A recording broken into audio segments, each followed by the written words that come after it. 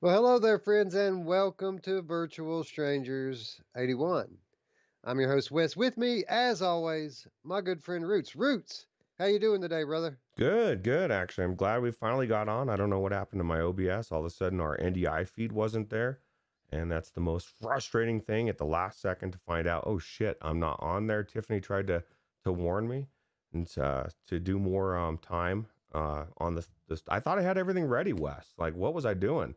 But at least it's I, th- up and I going. think I think maybe we should just go to voice only. It would Mm. be so much easier if Oh we just yeah, went to voice only. We wouldn't have to worry about sync issues or anything anymore. yeah. Actually, I'm kind of psyched to see how that's going to end up working out. With I think we figured it out, but I don't know. I don't know if we needed. I guess we'll have to figure out the actual offset, so it might just stay the same, a little bit off. But I think the changing over time is fixed, but only time will tell.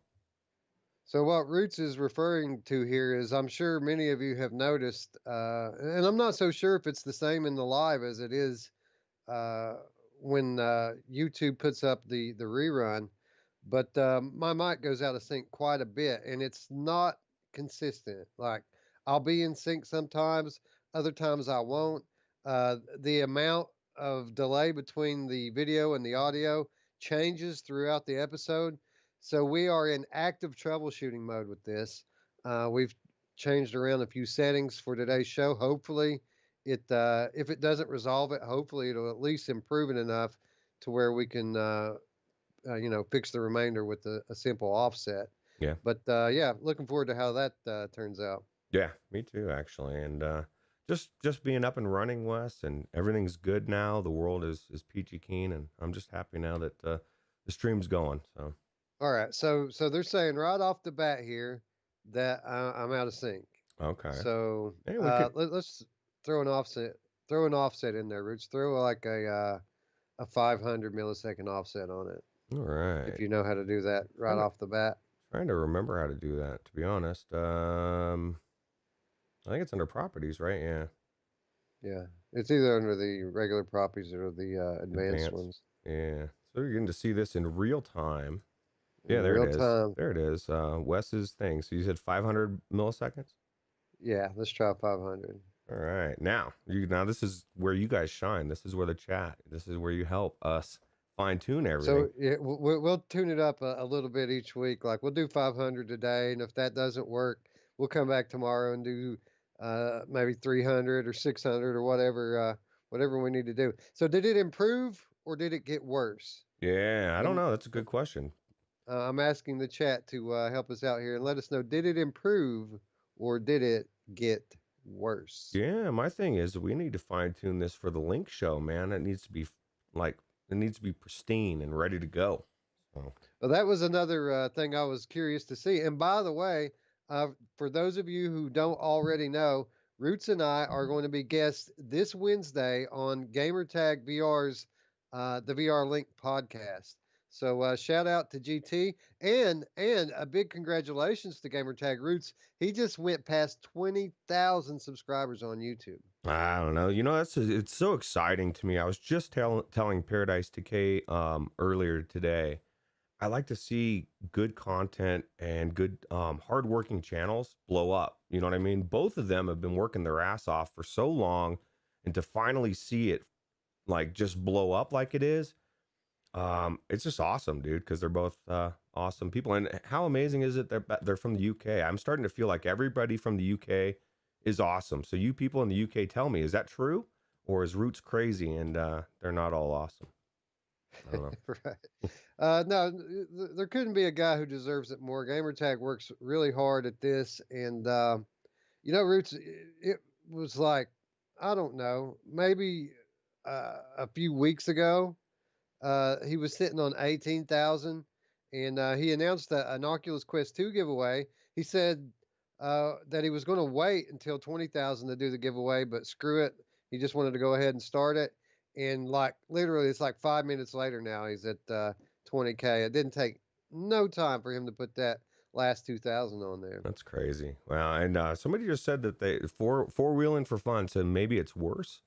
Maybe a bigger Uh, offset is needed. I just threw a negative in there, so we're literally we're guinea pigging Wes's thing right now. Tell us if So that's even you're a worse. step ahead of me. You're a step ahead of me. That's exactly what I was going to suggest. If it's worse, then we need to reverse the offset, Yeah, right? we'll The get it. polarity. And the only way to really do it, and this is good, Wes, is the only way to get this set for live stream is to do it live. There's no way for us to do it just you and me trying to figure it out. We just can't do it. So you guys actually are intricate in fixing this audio issue. Yeah, And we probably should just have a throwaway stream one night where we just talk about nothing, a yeah, shit show, if you will, and just with the hardcores or whoever wants to show up and help us get it straightened out. yeah, we could do a Uh, Patreon stream for all those Patreon people. You get to, yeah. you're already helping us. I'm sure you'd love to help us even more. Um, but yeah. Oh, Mepper said he's been sitting here waiting for it to start, and now he discovered that his browser was.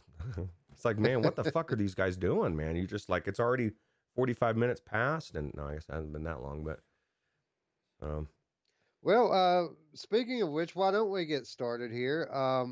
Man, what a last couple of weeks it's been in VR, right? I mean, it's like I wake up every day enthusiastic for the day, even on work days, because I know at the end of the day I'm going to get to sit down and I've got not only this awesome new hardware to check out, but even old games through the lenses of new hardware become new again, right?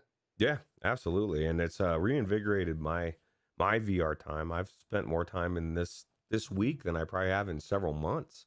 And I blame a lot of it on the heat, but a lot of it was just kind of a lull, right? Where you get to a point where, okay, I've played everything, and then you start to think, do I want to go into this game? Well, I don't want, you just I have issues sometimes. I've equated it before of cable TV and the TV and the having the guide and looking at a show that you love to watch and seeing the description, and you're like, I don't want to watch that one again. But if you just flip through the channels and come across that episode, you'll watch it, right?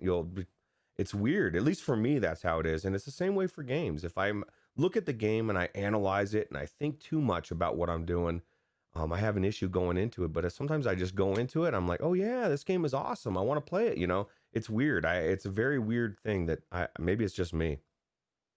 Oh, I certainly have difficulty at times deciding what to play as well, but generally my difficulty comes from there's just too much that I want to play. So yeah, sometimes I just throw the headset on and I don't even know what I'm going into when I put it on. I just wing it. Yeah, yeah, I think that's what we need to do a little bit more. Maybe I need to do that.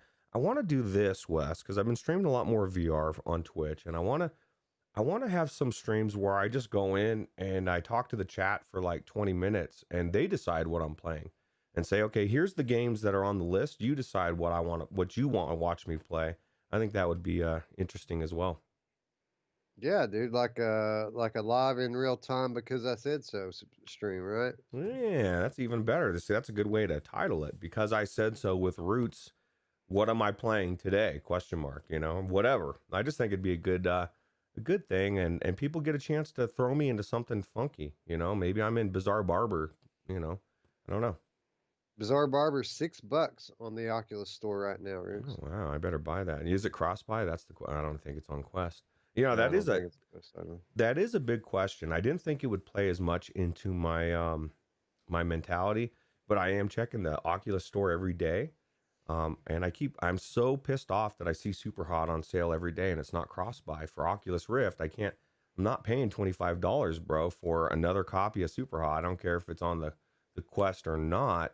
My virtual desktop has killed that desire, right? Like virtual desktop, if anything, I think some devs probably don't like it now that I'm thinking about it, because it's like, fuck, man, like you're taking money out of my pocket. So I don't know. Well, how many times do we have to buy Super Hot? I mean, really? I mean, if they're going to get pissed off about somebody finding another means to play the game that they've already bought from them, if you're like me 3 times, Yeah. uh, then they need to get over it. I think people should stop buying Super Hot anyway, just so we can finally get a sequel one day. Yeah, I bet the devs really love it every time we say that. They're like, "Fuck you guys, man! Don't never stop buying our shit." I'll tell you what. There's some settings in Virtual Desktop, and I'm just starting to figure out. I saw just last night when I wanted to go into Population One wireless for the first time in Virtual Desktop. I noticed that there's like a setting for dark, like deeper colors or deeper darker, like it's going to improve the darker scenes and the lighter scenes or whatever, and something about the color. And I kid you not, dude, I put it on there, and it, maybe it's just my imagination, but I felt like it was way better than the way it looked through the link. And I was like, holy shit, like I'm wireless and it looks better. I don't understand the technology, Wes. I know Mamefan was kind of poo-pooing in the Discord about us people that didn't want to go out and spend 350 on a TP cast. Um, but the technology is here now. Like I can have wireless VR in my, and it's flawless. Why the fuck would I have gone down the TP cast road? Like for Oculus, it was a nightmare. And we didn't have the wireless solution from HTC. So yeah, I'm getting Well, into it well, now, but it's amazing. So well, that's just the thing, right? My whole like criticism of wireless VR before was based around the fact that it was a 300 to $350 add-on on top of all the money you've already spent on the headset. This headset itself cost $300, right? yeah, And this isn't even an official wireless solution, and it works great, right? If you've got your settings dialed in a good router, it works great. So that's really my amazement with it is just how good it works for something that isn't officially supported. And again, any kind of criticism I've ever had of wireless before or a lack of interest in it is based solely on the fact that I didn't want to pay extra or at least hundreds of dollars extra to have it. yeah. For me, it was that, and then it was also the fact that at least for the Oculus, is it you lost FOV. You had weird lines that people talked about, that you saw. Maybe that got fixed. I don't know. You had to buy third-party software. You had to actually take it apart and flash the thing with a SD card thing. Like, I mean, there was so many loops where, yeah, you and I could do it. We could do it pretty easily, probably. But my thought was, do I want to do this? Do I want to lose FOV? Do I want to deal with this shit? And it was expensive, dude. And then people were talking about like feeling heat on their head from it, and there was like a lot of reasons for me. And now you're telling me I buy the headset and I already have it in there. It's already, I just have to buy the software. I mean, I just am blown away by it, and that's why I rave so much about it. That's why I sold my Rift S um, within a few days of getting the Quest 2. It's just for me a much better headset, better clarity. It's not perfect. I don't like Facebook. I don't like their shitty terms of service. But at least for me, and this is what I was telling Jim Hall, I'm already invested, bro. Like I've had it linked already. They've just put out an article that says if you have it linked and you don't even have a Quest 2, and I guess if you if you delete your Facebook, it said they're gonna delete your account, even if you haven't got a Quest 2. So like I'm already invested, bro. Like, and I've got all this money, so why not? I just don't. I don't know. Yeah, it's kind of odd, isn't it? The Oculus Quest 2 is kind of like having there's the Facebook, major downside of it, but there's so many upsides. It's easily the most versatile headset we've ever seen. It's got some of the highest quality visuals, if not the highest quality that we've ever seen. And I liken it to having like the best Swiss Army knife ever. Only when you take it out of your pocket, it's giant, pink, and glittery. It starts playing Despacito really loud so everyone can see for miles around. So there's always that one big drawback. But if you can get around that, I mean, man, wireless, linked to the computer, standalone, uh, you know, awesome visuals, decent sound. I mean, there's just so much that Facebook has given us with this, and it's affordable. It's easy to use. Like my grandma could use this thing, man. Yeah, yeah, it's weird too because I was watching a streamer last night, and he was talking about phasmophobia and how much he liked it, and it was creepy and stuff. And I asked him, I said, "Have you tried it in virtual reality?" And he said, "I can't afford virtual reality." And I was just typing in Quest 2 is only $300, and his comment was this next thing he said was, "And I'm not getting into Facebook. I don't like Facebook." Blah blah blah, and it made me think, how many headsets is Facebook not selling? Because this isn't a unique thing. There's a lot of people out there that have that idea and say, you know what, if it's Facebook, um, I wasn't interested, and now the terms of service definitely make me not interested. So I kind of feel like they, even though they're exploding and they're having all these record sales, what would they be like if they would have just released it like everything else and not fucked everybody into their their their thing? I don't know. I just kind, it kind of irritates me. GT says that we can delay the video as well as the audio in OBS. He says if we delay my video by 200 milliseconds, we'll be spot on. Okay, So so I'm wondering maybe if you can find the option for that. If not, just change that 500 audio offset to a 300 and see how that works. so a positive 300. Yeah, I don't know where to get negative. No. Leave it whatever you have it on. If it's still negative, make it negative. Okay, I'll make it negative 300. I don't know how to get to the to the video. I don't know. That's maybe it's more. It's in this tab as well. I don't see Well, it. we can figure it out off the air. We don't want to get into a big troubleshooting session. Hopefully, the adjustment of the audio offset will catch it up a little bit. Driller says it's not $300 fucking dollars. You guys just bought the 64 gigabyte one with no add-ons. No, and what you just said there, Drillo, is accurate. Add-ons are optional, dude. You don't have to have the link cable. Obviously, you don't need the link cable at all. You don't have to buy the Elite battery strap. These are all add-ons to upgrade your experience. Oh. But for somebody who's new to VR to be able to throw down 300 plus tax, you got me there. $330 all in to have again a Swiss Army knife of a VR headset is an incredible value. Yeah, I agree. And nobody talks about the index. When people say they want to get a VR cover for index, so now the index isn't $1,000, it's $1,050. What if you wanted to add an extra pair of headset or headphones, even though that would make no sense with the index? Whatever. Like, add-ons are exactly that, add-ons. And there are people out there that will only get the $300 headset, Drillo, and then maybe 6 months later they get the Elite strap. I don't know. Options are good, and this is what baffles me is, and I saw it across the community with the Franken questing bullshit. Everybody said, man, why won't fucking Oculus give you an option? Why won't they put out their own headset? Why won't they put one with a battery in it? I would buy it instantly. I don't care how much money it is. It comes out. Oh, that's bullshit. I got to pay for that?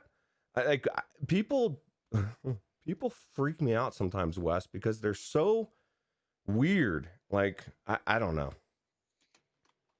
Yeah. Again, even with all of the options, I mean, pimping this thing to the max, we're still talking about what, half of the cost of a Valve Index, kit. I mean, even if it's $500, which it isn't, I think I've got $450 in mine, $460 with the strap. It's still a fraction of the cost of other headsets, which again can't do everything that this one does. Not even close. Yep, absolutely. Let me hear how you go index wireless, Drillo, and get back to me on that one.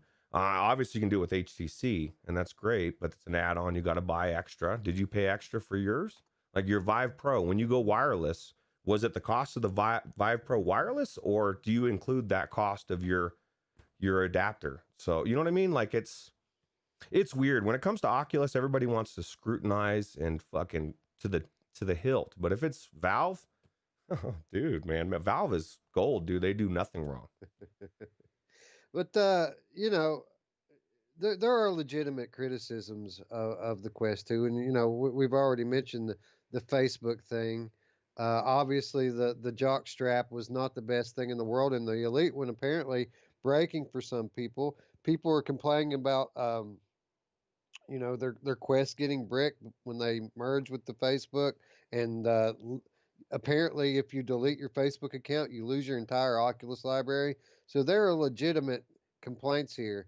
But I think if we're going to say that it's not a great headset or it's not a great value, I just don't think that that's honest, to be Yeah, quite I fair. agree. I agree for sure. But Um, go ahead. I'm sorry. Go ahead. I was gonna say the Ruham says wants to know what we're looking forward to on Quest 2 the most. I really am looking forward to Medal of Honor, and we're not that far away from it, right? Yeah, is he asking just in general or as a standalone He title? said, "What new games are you looking forward to?" So I don't know Yeah, if he's just I talking. would say probably my number one right now would be Wraith, the Oblivion from Fast Travel Games. You know me, I'm a horror guy, and all indications out of FTG is that this thing's going to be spooky as shit. So I'm really looking forward to that one. Of course, Medal of Honor.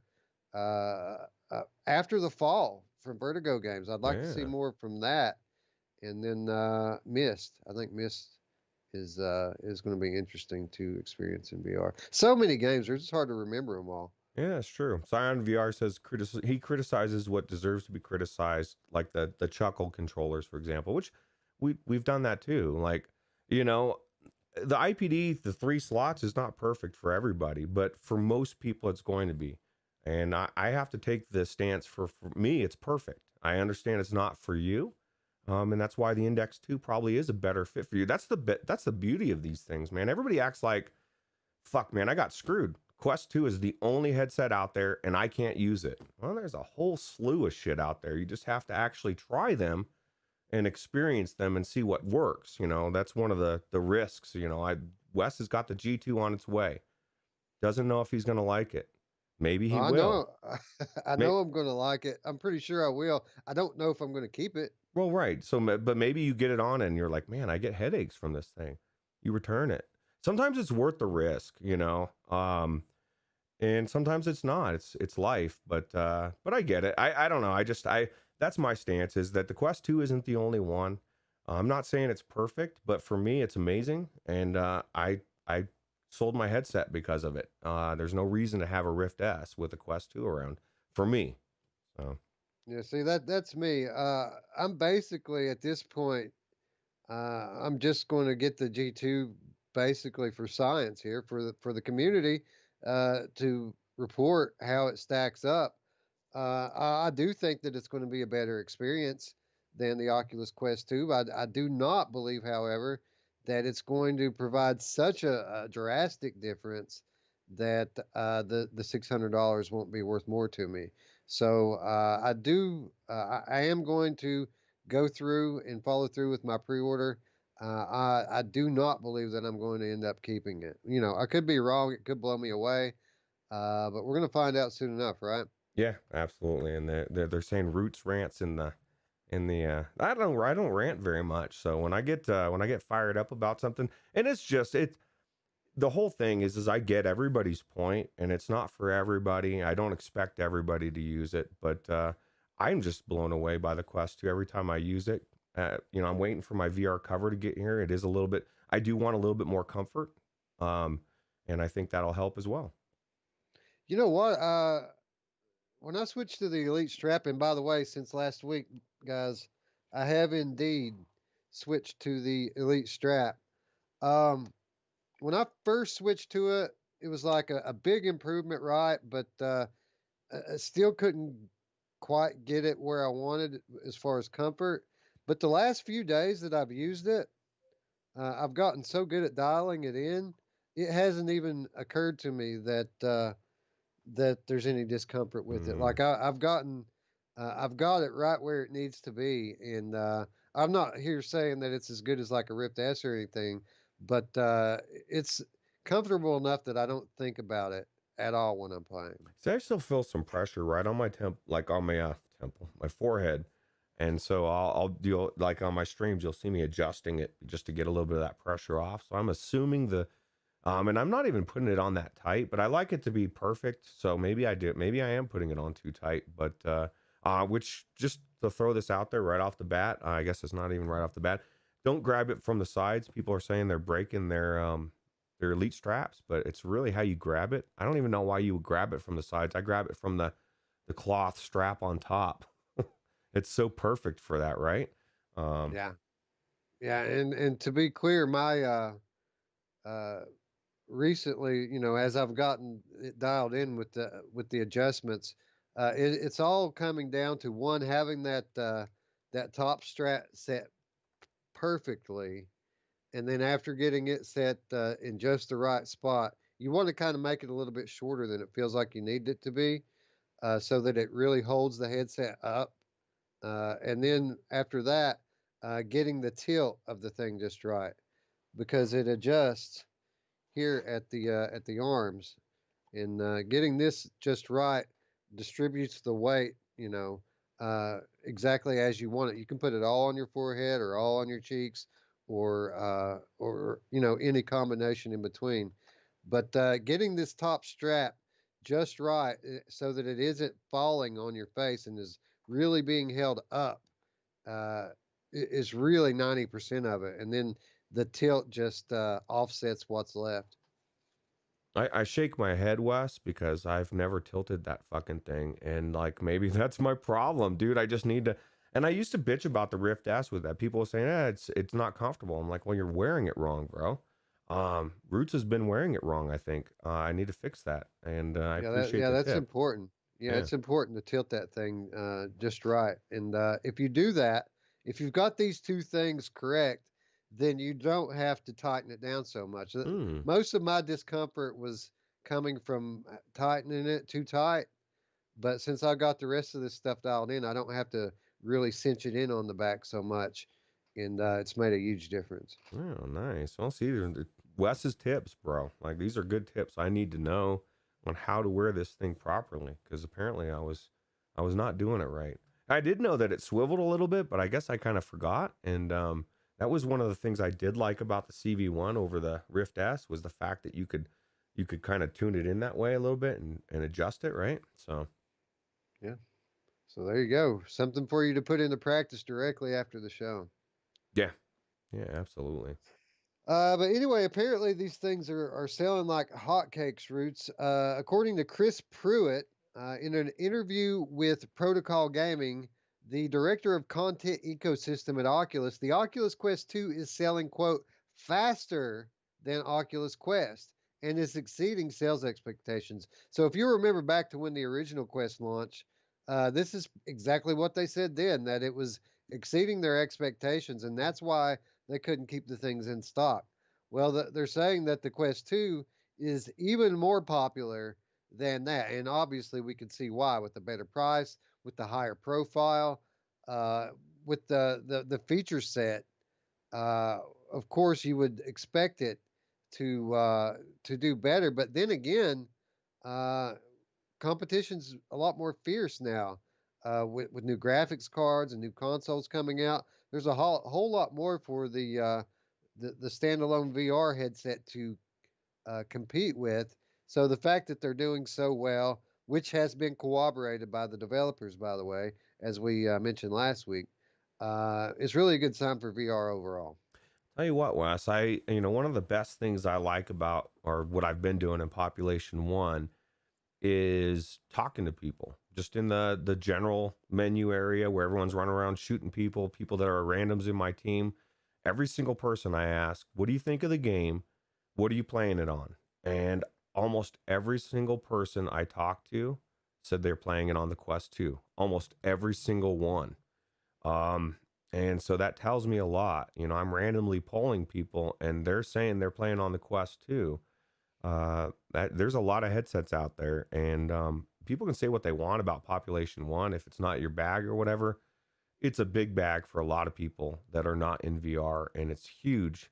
It's a huge draw for somebody coming into VR feeling like, oh my god, I can play Fortnite in VR, even though it's not Fortnite. It's as close as you're gonna get.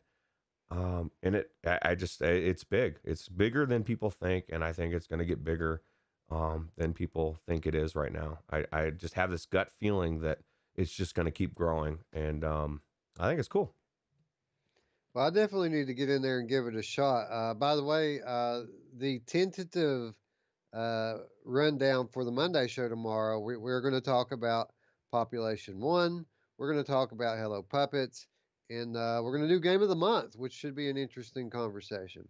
Yeah, absolutely.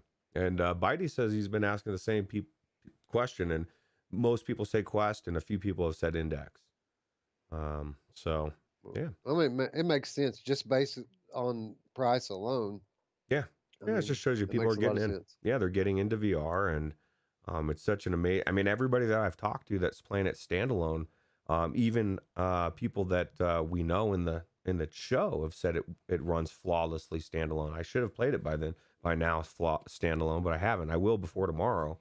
But I've done it wirelessly with VD, and it's perfect. So Yeah, you mentioned at the top that the quality in virtual desktop now seems to be superior to the quality of Oculus Link, but I would contend that that is a temporary situation because we just found out that there is an Oculus test update. I guess it's in the beta channel right now, which allows you to boost the bit rate, which is the big difference between Virtual Desktop and Link. Link has a fixed bit rate. Virtual Desktop allows you to set the rate. So now we're able to set the video stream bit rate for ourselves using the Oculus debug tool. And this can be found, of course, in the Oculus Diagnostics subfolder of the support folder of your Oculus software directory. Up until now, the bitrate was set by Facebook. Back in May, John Carmack revealed it to be about 150 megabytes per second. But with the new update, you will now be allowed to boost the bitrate up to 500 megabytes per second. And according to Upload VR, who was using an RTX 2070 with a USB 3 connection, the result was essentially indistinguishable from a quote real PC headset route. So they're saying that the compression artifacts that they were getting before, they were able to actually boost their way out of that uh, and make them pretty much negligible, so that you um, can't even recognize them anymore. wait, but somebody told me in Reddit when I commented about virtual desktop and adjusting the bit rate for resolution, they said that I was an idiot, that bit rate has nothing to do with resolution. So I don't understand what you're saying. And I was baffled because that's the way how you do it. You know, I don't care what you call it. It's weird, but that is cool. I didn't know that there was an option to adjust. I know you can do the super sampling, so this is different than super sampling because they had the what one the general ones you could do like 1.1, 1.2, 1.3 depending on your graphics card, correct? Right. You're basically what you're doing is you're adjusting the data compression. The higher the bit rate that you allow through your USB port, the less that the graphics uh, card has to compress the data to send it, and thus eliminating loss of quality in the signal. Yeah, okay. Well, it all I'm amazed by how it all works. I definitely would love to see 500 bit rate compared to 150 you said it's locked at because that's it's huge. Yeah, Upload says that like it was like 300 or 350 was the mark. After you get past that, it's pretty much spot on quality wise with like a regular, DisplayPort or an HDMI tethered headset. What's crazy is I'm playing virtual desktop at 90 bits. You know what I mean? And it looks amazing. So I can only imagine what 350 is going to look like. That's crazy. Yeah, I'm not sure how those virtual desktop settings correlate to these, to be quite honest. I don't either. It's all confusing to me. I, But I know it's good. I know that the quality is very good. I set mine, the setting that you're referring to, I set at 100 and played some Half-Life Alex mods the other day. And I mean, it was perfect, man. It didn't stutter, not a single time. And I played until my battery died on it. I mean, it was an amazing experience. that's crazy. I mean, it's just crazy how good the technology is. Everybody's talking about how squeaky I get when I die. I scream if I'm surprised when I die. I can't help it. But people like to hear it, I guess. But and then Technoglitch says he can't use the link cable. It always shuts down. I don't know what that would cause that, but you kind of need to be able to use it, right? Like Well, what shuts down Techno Glitch? Your headset or your Oculus app? What's shutting down on you? yeah. Well, Jarillo says he can't step down from 120 FPS and the FOV for Project Cars 2. And Jarillo, this is the thing that I will say to you. I get it, man. Index is a fucking amazing headset. I don't know that I would step down from it either. You know, extra FOV, the things you named versus wireless, it's hard to say, right? And maybe Index is right around the corner from that solution. We don't know, but I get it for sure. I wish I had the Index. I would love to. I just don't. I don't want to spend $1,000 to get it because I'm cheap. So. So Technoglitch says that his Oculus software freezes. Well, that's certainly interesting. It's not the fact that you're using a third-party cable. Maybe it's the specific one that you're using. I'm using the Anchor power line cable, and I have it attached to a Cable Creations active USB Mm, 3.0 extension as well, that could be it. and it works perfectly for me. So I don't know. Maybe you're using the PartyLink cable. I've heard people had some issues with those ones, but I haven't had any trouble with my third-party stuff. And that really could be anything. It could be your USB ports. I mean, it's difficult to say. It could be, one way to find out for sure. I mean, it's expensive way to find out, but use the Oculus cable that they actually support, the one that they sell. And if it doesn't work, it's something else. Because like Wes said, it could be Right. so many different things. And that's exactly why I opted, which is ironic because I just said I was cheap to buy the Index. That's why I opted to get the official cord because I just don't like dealing with that kind of shit. Just the chance of it. It's like, okay, now I got more troubleshooting. I'll just rather pay an extra $40 and not deal with it. But if I knew it worked, like Wes's works, then that obviously it works great. Why buy the expensive cable? So Yeah, I've actually, there's a speed test that you can run in the Oculus app, and I've compared my results to people on Reddit who have the official cable, and it's the same. So there's literally no performance difference. At least there wasn't on the Quest One. Technoglitch says that he's also had trouble using the original Quest charging cable, and hmm, I will say this: that's a USB 2.0 cable. I had trouble using that. I couldn't get it to connect hmm. when I tried to use the original Quest charging cable. So if you're using a USB 2.0 cable, even though they say it's supported, you definitely want to move up to a USB 3 cable, not just any USB 3 cable either. It needs to support up to 5 gigabytes per second. Now, I never really don't know much about these second or third party cords.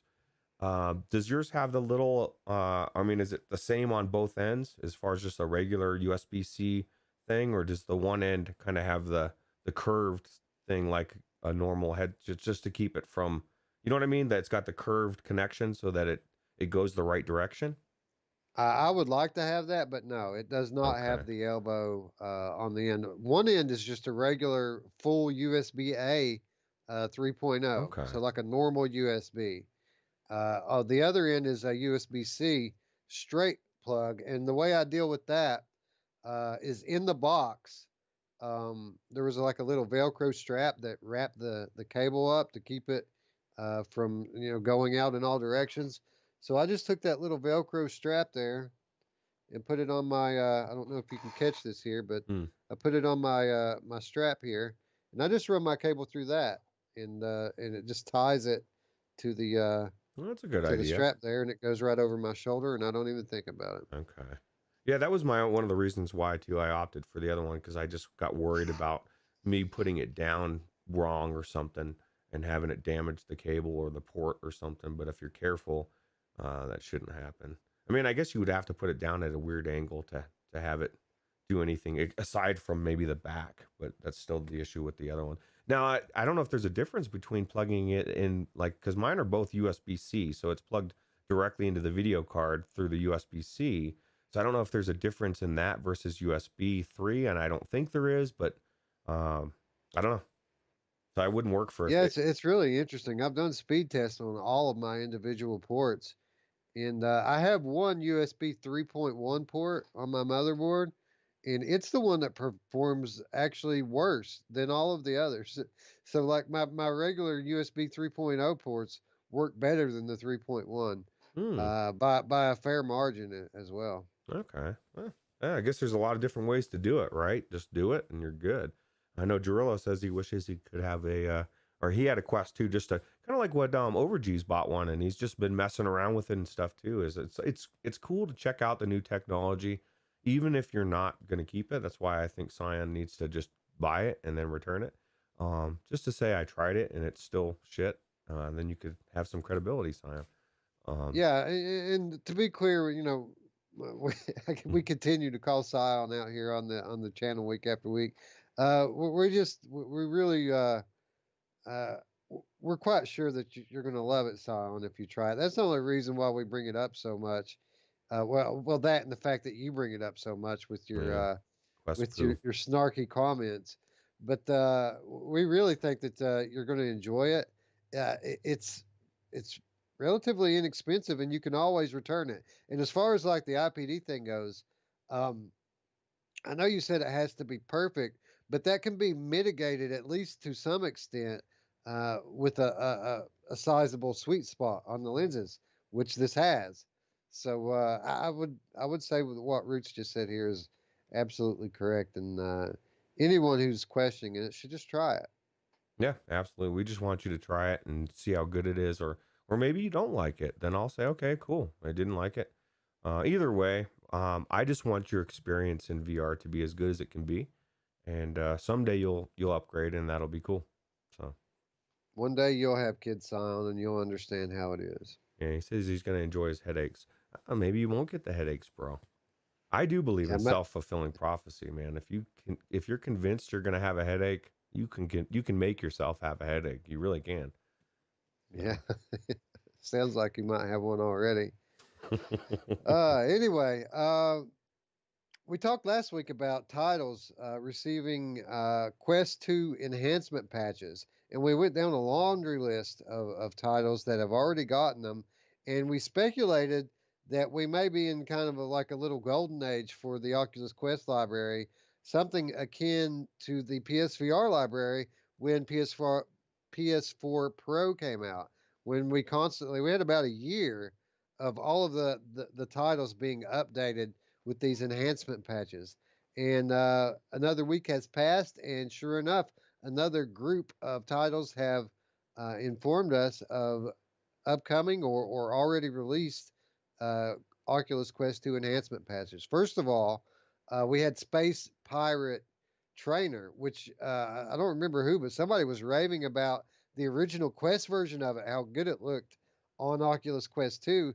Now it has been updated, Roots, with color correction, enhanced textures, and new lighting effects. Wow, this game was already fun as hell, especially in VR with wirelessly. And I've got this confession to make. I'm getting drawn into this game because I keep getting these things from Oculus that's saying, "Hey, Derail just crushed your record, bro, on Space Pirates Trainer," and I'm like, "No, that is unacceptable." So then I'll try to go back in and beat him. And I don't know. I'm just really impressed with the way this game plays. Again, another wirelessly virtual desktop game I've played. I still need to try the standalone version, but I think it'll be a perfect time to do that when they have these updates. Yeah, I think that this is another one of those games that lends itself perfectly to standalone because you're making quick movements, the actions kind of filling your field of view. So I think that this is a perfect title for Oculus Quest. Yeah, and it's an easy game to like go to somebody's house and say, "Hey, dude, check this out," and feels like Galaga in VR, right? But you're like an actual person shooting shit. So I don't know, people love it. So Yeah, yeah, I think I'm highly considering getting this one as well because you've almost got me talked into spending my $20 credit on Coaster Combat, Mm. which is going to leave me with an extra $10 to buy something else. And Space Pirate Trainer is a relatively inexpensive game, $15, and it is cross-buy. Yeah, yeah. This is one of the games that I already own because I bought it on Quest. I mean Quest Rift back in the day, right? So, but just to throw something out here at you, Wes. I don't know if you noticed, but there's been a lot of updates for OBS. Check this out, bro. Like I can skip around this thing. I can pause the video. Like we're now high Whoa. tech in OBS world. I didn't even notice that until today, but they've actually added a lot of good things. So it's cool. Yeah, that is pretty cool. Synth Riders is sporting higher texture qualities, improved anti-aliasing, better particle effects, and you're going to love this one, Roots. No foveated rendering. This is one of the biggest improvements to these standalone titles that I've seen is that weird square foveated rendering that the Oculus Quest have in many titles has been severely reduced or has been eliminated altogether.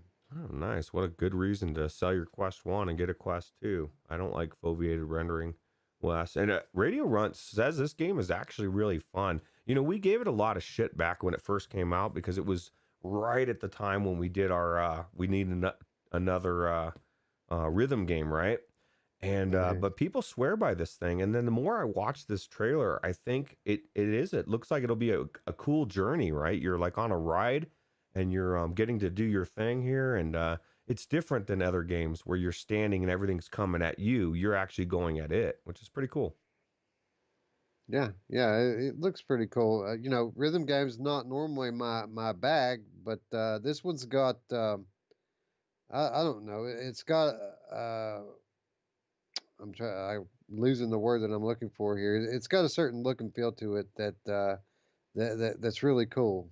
Yeah. It's got character. There we go. This game has a certain character that it seems like even if the gameplay wasn't like the best thing ever, that this would be something cool to just experience just based on vibe alone. Well, even if you stood there and didn't, which I don't think you probably couldn't do it, and just rode the ride, I think the visuals and the sense of movement would be cool.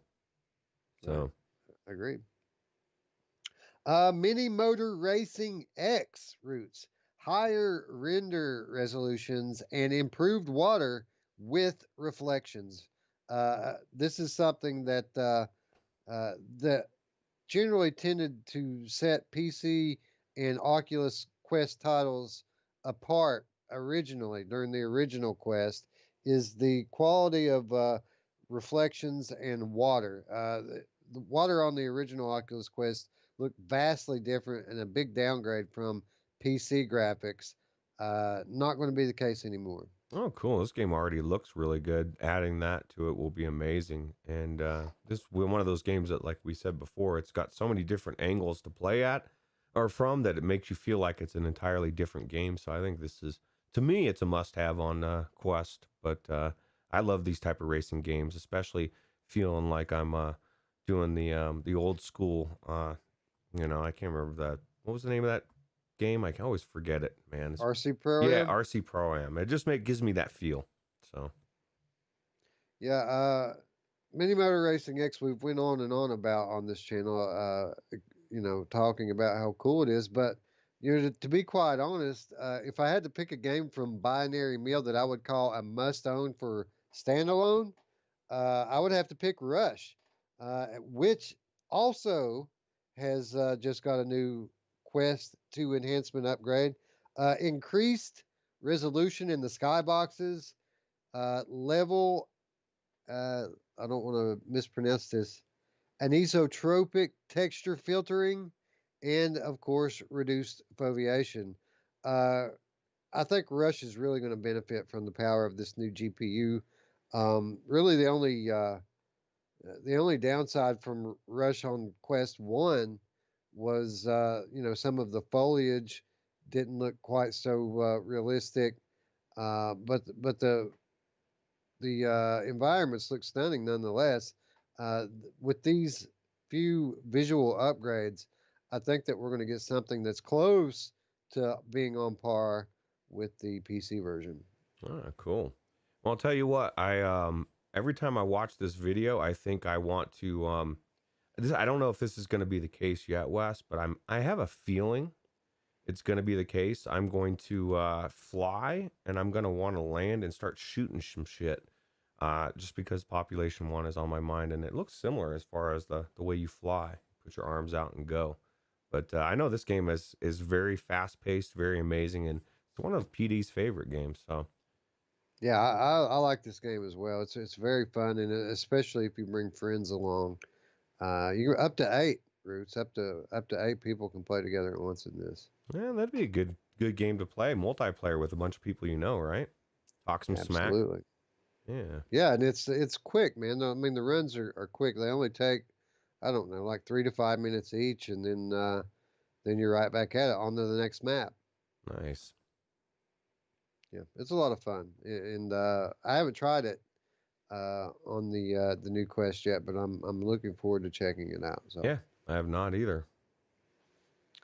anyway, that is the list for this week. I'm sure that more uh, titles are going to be updated for Quest 2 in the upcoming days, weeks, and months ahead. We, of course, will keep you updated as details emerge. So let's talk games, Rich. Let's get off the Quest for a little while. We spent pretty much the first hour just talking about the hardware. Let's talk about one of the most hyped titles coming to the Oculus Quest 2, Star Wars Tales from the Galaxy's Edge. Rich, you listed this as one of your top 5 most heavily anticipated Oculus Quest 2 titles. And as it turns out, you're not going to have to wait very long to experience it. Just this past week, ILMX Lab and Oculus not only announced the launch date, but they also released a new gameplay trailer, and they have confirmed an iconic character will see its original voice actor reprise their role. Oh, which one? I didn't even hear that. Or did they say? Uh, Frank Oz is reprising the role of Yoda in this game. Oh. So not only will they have Anthony Daniels, who is continuing to play C3PO, Frank Oz, again, playing as Yoda, but there's also Matthew Wood as the Black Spire Outpost droid depot owner. Bobby Moynihan is going to be, of course, be the boisterous bartender Sleesack. And Star Wars Jedi Fallen Order's Deborah Wilson will play the Gustavian gang leader Tara Rasheen. Hmm. Uh, and the VR Focus has referred to this as an all-star cast, and I got to say that I agree with him. Yeah, but where's R2D2? I guess I don't really need to have the actor. That's a little bit expensive to have somebody that never talks. I don't know. I'm see my hope is and I said this before. I've said this from the very beginning of uh the Star Wars experience that came out. It just left me wanting more. I wanted something different, and I feel like this could be it. And like you said a couple weeks ago, just the fact that you've got the bartender telling the stories, right? It opens up for just a whole slew of expansions or stories to be added, and I think this could be done very well. And so I'm kind of psyched to see how it all plays out. There's a couple moments in the actual trailer that concern me a little bit with those creatures, the little guys and the things. I hope they're not just. I want a reason for them to be coming at me, and it kind of made them seem like they were cute, and then they were killing them. But Right. yeah, so but I have high hopes for this. I think it'll be good. Yeah, well, as a Star Wars fan, of course, I'm looking forward to it. ILMX Lab, of course, very astutely uh, proficient at creating these cinematic experiences, right? You know, Vader Immortal, while not the greatest game in the world, was quite an experience. It certainly made you feel like you were part of an episode in the Star Wars series, and I feel like we're going to get more of that here. I think this is going to be a little more game-like, but maybe not as much as a lot of us are hoping. But I'm okay with that. I just want to be immersed in this world and live a canon Star Wars story, which is what this is going to be. Uh, what time is it, Roots? I think it's quote time. It is quote time indeed. We've got two quotes here from the people working on this game. One, quote, Yoda is one of the most iconic characters in the Star Wars galaxy, thanks in large part to the incredible performance of Frank Oz. This is director Jose Perez III. Working with Frank to weave Yoda into the fabric of Star Wars Tales from the Galaxy's Edge was an unforgettable experience and a dream come true. I can't wait for players to meet the Jedi Master face to face in our first exciting tale. So again, Roots, as a Star Wars fan for many years, just the prospect of this alone, take my money now. This is exciting for me. Are we getting acrobatic Yoda? The one that flips around and does somersaults in the air and shit. That was cool. That was like the coolest, funniest moment I've ever seen in a Star Wars movie because you just never expected it. And all of a sudden he's just kicking ass, right? So, Yeah, that was cool. I don't know if we're going to get to deal with that version of Yoda or the older version, but either way, with Frank Oz voicing it, it should seem authentic, if nothing else. yeah, absolutely. All right, next quote. Stepping onto Batuu at Star Wars Galaxy's Edge is a genuinely magical experience, says Alyssa Finley, who is the producer. With Star Wars Tales from the Galaxy's Edge, we're expanding the story beyond the Black Spire outpost, giving players the chance to discover never before seen characters and locations. It's an immersive adventure that can only exist in VR. And that's what I like, Roots. When a VR game or experience does things that can only be done in VR, it certainly highlights what a unique platform it is. And, everything doesn't have to be VR, but VR is unmatched when it comes to immersion and immersiveness in these kinds of experiences. And I think it's just an awesome sign of things to come when we hear the producer speaking about this experience in this way. Yeah, absolutely. With the storyline that is set between Star Wars The Last Jedi and Star Wars The Rise of Skywalker, you're going to be playing a droid repair technician who crash lands on Batuu after your ship is attacked by pirates. Newly released details also note that the title will feature a quote, never before told short tale about a mysterious Jedi temple on Batuu where you will encounter Yoda and a new Padawan, Audi Sunzi. So, Roots, basically, the format is as advertised. We're going to be living out a short story, which is going to bring us to an ancient Jedi temple right there on the same planet, Batuu, and that is where we're going to encounter Master Yoda. Cool. Yeah. Can't wait. Only November 19th, right? Yeah, November 19th, exclusively on Oculus Quest platform, retailing for $25, Roots, which I think is interesting and I think it is telling. Obviously, the Vader Immortal series uh, cut up into small little bits and pieces at $10 a piece. Uh, I think that was the biggest flaw of the game. It was my biggest complaint about it. So the fact that we've got one here that they're pricing at $25, I think is an encouraging sign that we're going to have more than just a bite-sized Star Wars experience here. Yeah, I agree. And Spry Guy was saying this earlier. He was questioning, and you just alluded to Quest 2 exclusive. Is that he wants to know if it's been announced or if there's any hopes that it'll come to Steam as well down the road? I know we haven't heard anything, but what are your thoughts? Do you think the Steam will eventually get it? Well, that's the way it generally goes. When they stop making money on one platform, they expand to others. But as usual, they've got their poker face on right now. They're saying Quest, and that's it. So they've been asked point blank during AMAs and everything. They're saying that this is a Quest exclusive, and not that it's just launching on Quest, but rather this is a Quest exclusive.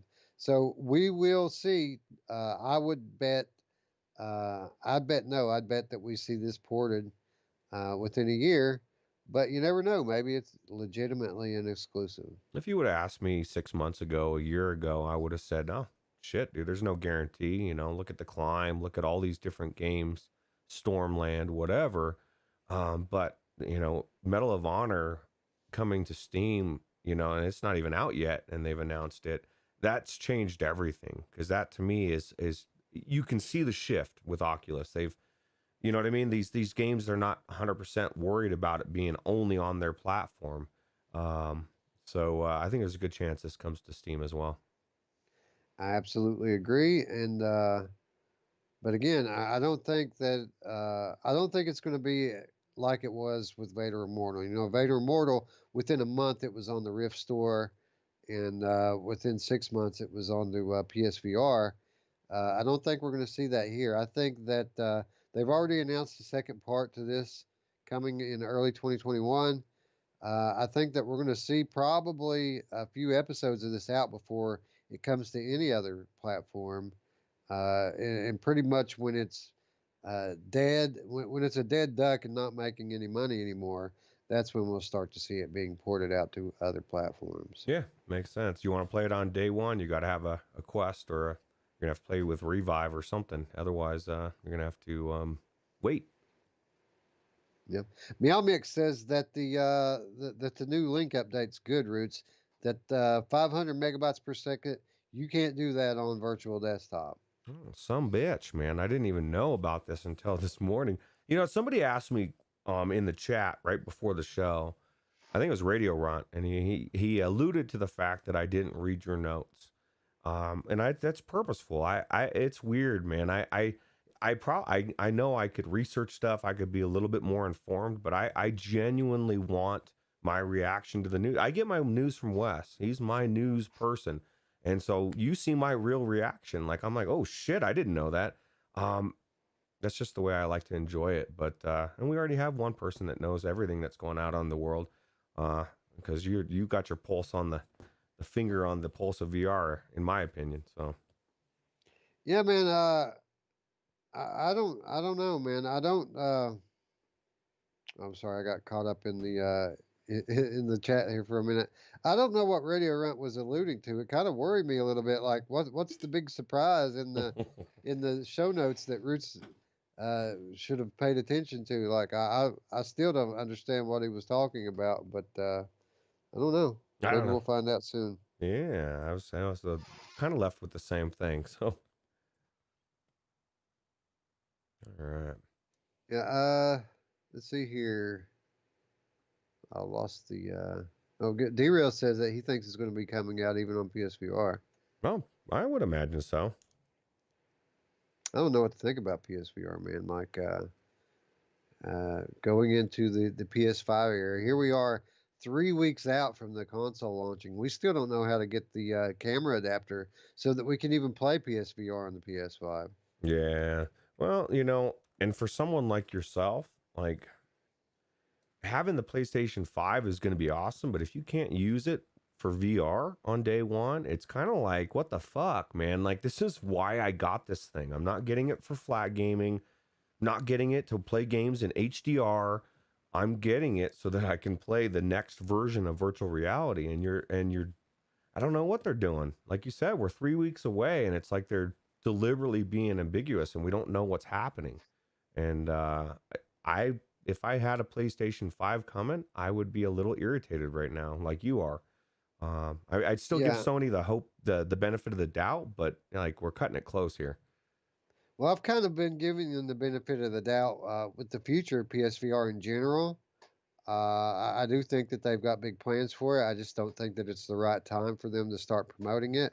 So I've kind of been okay with them, being quiet, at least for the time being, on the future of PlayStation VR. But now when we're talking about, uh, you know, backwards compatibility and being able to play, uh, last generation's VR games on PS5, now this is a different story. I mean, this is I'm buying this machine as a VR machine. If I can't use it on launch as a VR machine, uh, That's kind of hard to understand why that would even be the case. Yeah, it's like what the hell is going on? I don't get it. Like that's the one of the biggest things that like I said, an enthusiast like you is excited for. But Gamer Chick had a good point. She said they know how to get the adapter in Japan. So, maybe they're getting the exclusive. I don't know. Well, what it is in Japan they're inserting the adapter in some new bundles, the PSVR bundles that they're releasing. So basically, they're releasing the UK's um, PSVR Mega Pack in Japan now. It's kind of a new thing for them, but included in that's going to be that adapter. But as far as we know, that's the only way to get one. Again, that we know of so far. I would imagine surely there's going to be a PS blog post this week with some kind of instructions on how to order this thing. Yeah. Well, hopefully it'd be weird if you got it like a day before or something. It takes 2 weeks to get it or something. It's like, what the hell is going on?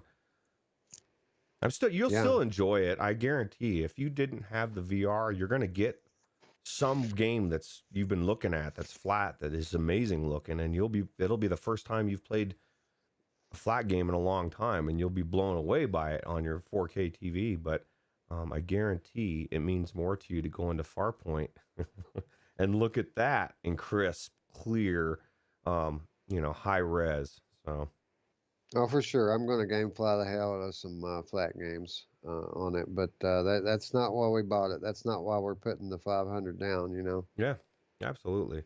Well, and eventually it'll all even out. And I just, I look forward to the day if it happens where PS5s are plentiful for everybody. If it wasn't 2020, if we weren't going on to 2021, I'd say that of course everybody's going to get it. I don't my thoughts on everything on how I'm up in the air for everything. I maybe this first round is the only round that ever comes. Probably unlikely, but materials are really harder to get than they used to be. And so one of two things is going to happen. Either things are going to dry up, or prices have to go up. They have to. Right. Well, time will tell, right? Yeah. Yeah. I'm hoping that the world goes back to normal and Roots gets a PlayStation 5 and enjoys his new VR in it. So Well, things already seem to be getting better, and I'm sure that they will continue to do so. And such is the case with The Walking Dead Onslaught. You know, the launch of Onslaught didn't quite live up to expectations, with gamers being unhappy with many things, including the combat. This past week, Survios addressed those concerns and has now released what they're calling the Combat Rebalance patch. Details released show that Servios has tackled all aspects of the combat in The Walking Dead Onslaught, both ranged and melee, as well as adjusting the walker's aggression and difficulty. So now all ranged weapons can now perform one hit kills to the brain at close range. Larger guns have better simulated weight, ammo is more scarce, and there's fall off damage over distance. Pistol whipping damage has increased, and the copper tips upgrade has now has better penetration values. With regards to melee weapons, damage values have been slightly adjusted, so less damage is caused from the jaw downwards. hmm. Sharp melee weapons can now become lodged inside a walker's skull, becoming harder to remove. High quality weapons such as the katana and battle axe will, however, have the least resistance. Player movement is now restricted when you impale a zombie, and blunt melee damage has been reduced. So, an overall overhaul of the entire, combat system in this game, Roots, which seemed to be the biggest complaint that people had with it. Well, it definitely is a big complaint. Techno Glitch says he returned it in under 2 hours, walking crap. Um, very, very strong words. My thing is okay. Everything you just said sounds amazing, and I do want to play through this at some point. But like when Alex had gone back into it, and he was talking about going back into it, my thought, and I've thought a lot about this. My excitement was about the story and being dropped into the world of Walking Dead and that just doesn't exist. I mean, it exists, the story exists, but like the flaws that you pointed out, the lack of attention to detail for the story writers, the fact that they're some of the shit, the comic book, just little things. I don't know that I'm going to feel immersed in the story, and maybe I will. And once it's cheaper, I'll find out, but, or it's on sale or something. I just feel like for me, it was going to be that Westworld experience that I was looking forward to, being in that world and really buying it. And Servios really dropped the ball for me personally, just by not paying attention to detail. Like they should have contacted Wes, dude, or anybody that loves the series, dude, and say, whoa, wait a minute, this, I mean, that's a big flaw for a story-based game. You know what I mean? I just it's hard for me to jump on the bandwagon. I think it's amazing that they've done what they've done, and every single thing that you just talked about is going to make the gameplay amazing. It just sounds good. It sounds like they're fixing it, and that's great. I just don't know how they fix my biggest flaw with it, or if they would ever even try to. So. Well, admittedly, as an arcade style zombie game, the gameplay even before the patch was already the highlight. The gameplay is the strength of the game, not the story. The story is kind of simple and in bits and pieces. Um, so far, I have not finished it.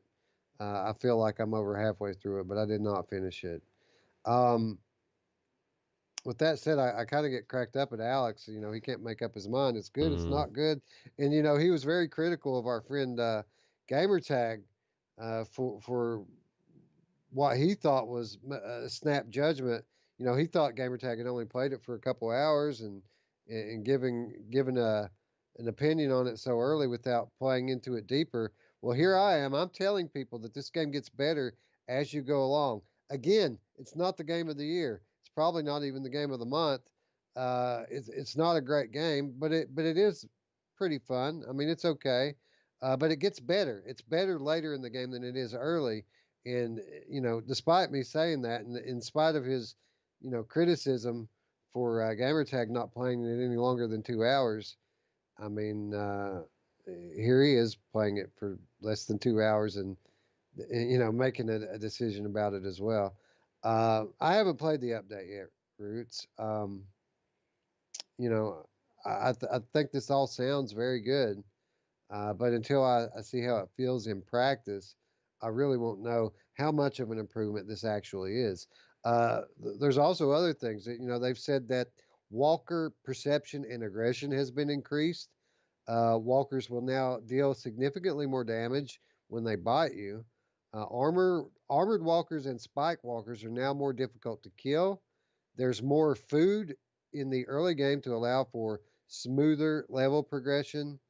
There's also, accessibility options for left-hand dominant players, and choked or impaled walker corpses have increased weight, but no longer automatically will fall to the floor. Used to you could bury your machete in one of their heads, and they would hang there from the blade for, I don't know, 3 or 4 seconds, and then their body would just go flying off the blade like you had thrown it, but really you're just sitting here holding it out. mm. Apparently, it doesn't do that anymore. Well, cool. I mean, everything you just described makes me feel like this is a game that should be played. That, like, if you like The Walking Dead, it's going to be worth playing. I'll just a couple things. As you're saying, you haven't tried the new patch. I haven't even tried it at all. And this is one of the times I kind of feel like with what Alex has said in the past about early access games. Even though this isn't early access, it's already better with this patch than it was when it came out. So I think I benefit from waiting for a sale as well. So when I do end up playing through it, it's going to be in its form that I want to play it in. And like you said, you probably played through half of it, so half of it has been, maybe the other Yeah. half is amazing because of the gameplay changes. So this is definitely, I would recommend a game if people are on the fence on it. I would wait because I guarantee there's going to be a significant sale. There has to be. They're still sitting at 350 or 400 mostly negative reviews. It's hard to sell a game that way, even with the Walking Dead IP attached to it. So Yeah, I would suggest that you just give it a minute because I really feel like this one's Viveport bound. Like like I think if you wait a month, 2 months, you're going to be able to play this one without having to put any money down on it. Um, but yeah, again, I haven't tried the update out. To be quite honest, I'm kind of torn whether I want to or not because I bought it on PlayStation VR. I mm, really would like to try it out on PC to see if that improves the dull visuals in it all because that was one of my biggest complaints about the thing was that it doesn't look very good. I mean, there are parts that it does, but generally the color palette is quite dull and not very dynamic. Uh, and the scaling is off, especially the outdoor environments. Some things are too big, some things are too small. Very little actually seem to be the correct size inside the headset. So I'd really like to check it out on PC, but again, I don't have the PC version, so I might just wait for it. Like I just told you, wait for it to come to Viveport Infinity and check it out when that happens. Onikazi has a really good point, and he says, "I'm sorry, but you need to show us what's good in under 2 hours. That's the cutoff window to be able to return the lemon on both Steam and Oculus stores, and that's accurate. If I got to go 5-6 hours into a game to find out it's good, like I don't see how Oh, I keep it. You know what I mean? Like, oh, or I agree with that. That wasn't my point. My point was our friend Alex being critical of Gamertag for not playing it any longer of that, and then doing the same e- himself. exactly. Well, I'll tell you what, dude. I looked at it the opposite. I was like, whoa, dude. If Gamertag is coming out guns a blazing right off the bat, something's wrong with this game because he's like us. He's respectful and he doesn't want to go shit on a developer's work. You know what I mean? But he also wants to tell people, hey man, like, don't waste your money, bro. Like, you know what I mean? That's what you want from a channel. You want honesty and you want them to respect the devs at the same time. And you get a good balance. And, because at the end of the day, we're trying, at least for our podcast, we're trying to help you guys find games, find out what's good, but we're also trying to help showcase the developers that deserve to be showcased. Like that's one of our main drives is we want the developers. I mean, we all want that, right? If you got a good game, we want it to succeed. We want that developer to make another game. And so I feel like we can help do that, you know? So Yeah, absolutely. As VR enthusiasts, that's kind of our purpose here as a channel is to be a facilitator between the developers and the end user, the enthusiast out there or prospective future enthusiast. We want people to know what games are good and what games aren't, and we want also developers to know the same thing if their games are good or not so that they can improve upon them and improve the overall experience and to eventually build our platform to where it's eventually on the quality level of flat games. I mean, if we want to be mainstream, that's what it's going to take, right? yeah, yeah, because as long as there's better content on flat games, you're always going to draw me in to flat. As soon as it gets to the point where there's just as many good IPs in VR as flat, I start leaning away from flat. I mean, there's always going to be a time to relax and chill and not have it on your face, but who doesn't want to be immersed in the game? I just, some games aren't immersive because their gameplay isn't that good. Amazing environments, but that wears off after 45 minutes, and then you're standing there looking at the game, thinking, "This, I'm kind of bored." It needs that Absolutely. loop.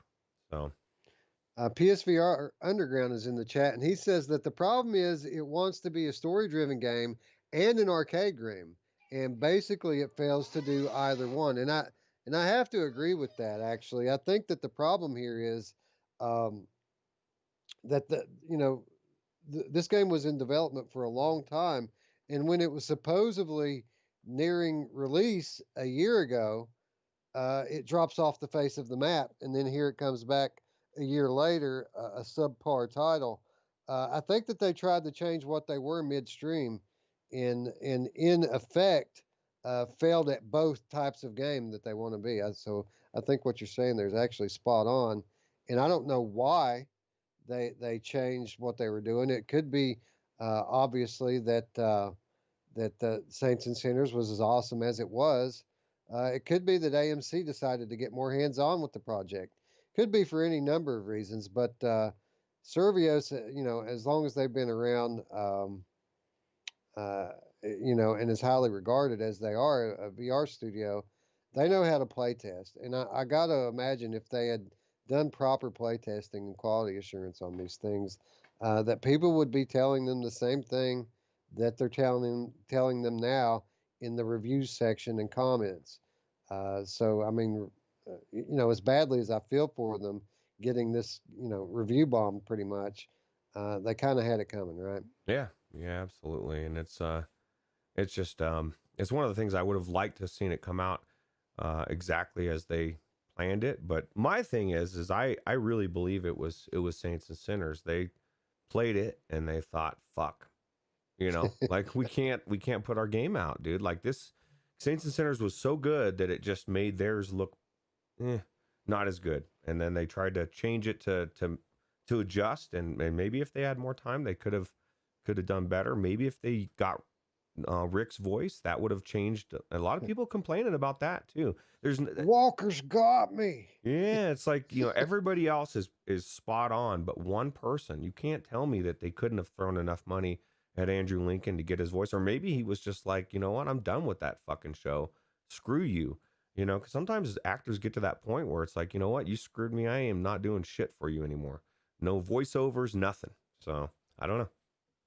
Yeah, Brandon135 says, I started several flat games since I got the VR, and I often get bored and don't finish them.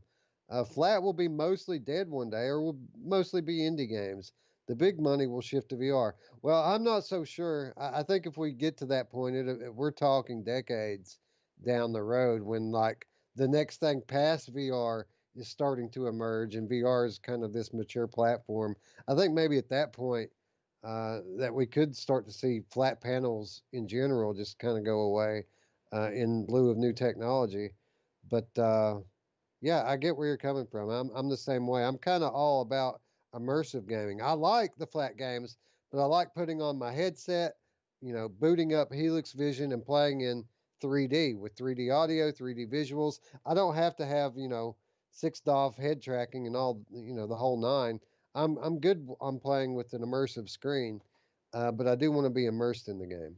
Yeah. Well, and that's the biggest thing that I will agree with when it comes to flat versus VR. Like, when you're in that VR headset and there's no distractions, you can't see other shit going on, somebody can't walk by you or who knows what.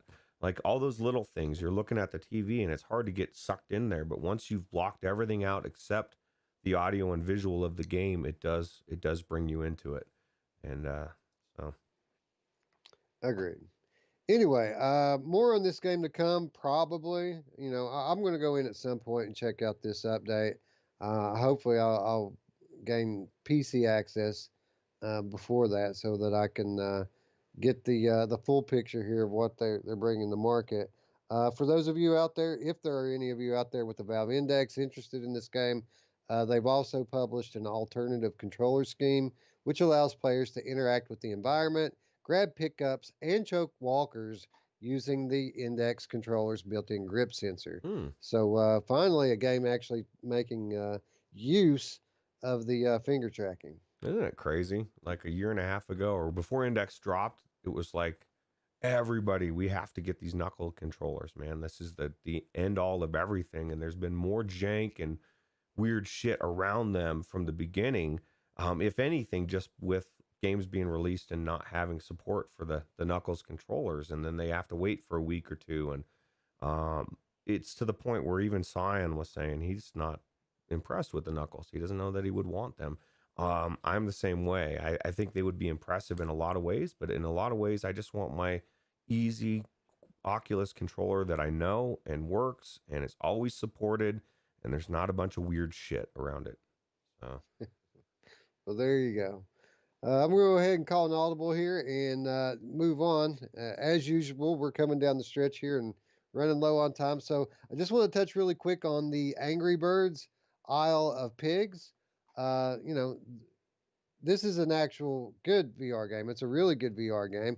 It's one of the titles that I preferred to play on Oculus Quest, even on the original version of the Oculus Quest. I always thought that this was a better standalone title than PC or PlayStation. But last year, Resolution Games got into the spirit of Halloween with a spooky update for Angry Birds VR: The Isle of Pigs. This year, the studio continues that effort, picking up right where they left off. The original spooky mode showed 4 additional worlds, comprising of 13 levels each, but only 2 of the 4 levels were released until now. This latest update will unlock slimy slopes. Mm. Players will once again battle with Dr. Frankenswine and his evil machinations. This addition now means the video game has 91 base levels to play. Wow. Plus, there's the new level builder, which brought the community sharing earlier this year. So, Roots, you know, we've had this game and played it since its very early days.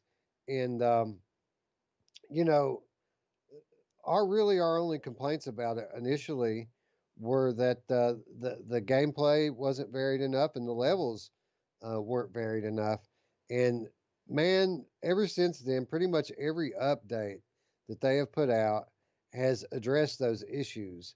And this game has went from an okay game to a good game to a great game. I think it's an addictive party game, and really the only thing that it's missing now is some kind of a in headset multiplayer so that you can get in with your friends and compete. That would be cool, man. You know what's cool about this too is it's cross-buy. I found that out when again, was one of my games that I just had in my library. I happened to buy it on Oculus. It does add to the. I mean, just having it there, even if I never play it, somebody else might play it. One of my family members, my nephew, going over to his house or whatever. Because I'll probably most likely play it on the PC version, but 91 levels, Wes. That's a shitload of content, bro. This is actually not even that expensive of a game, right?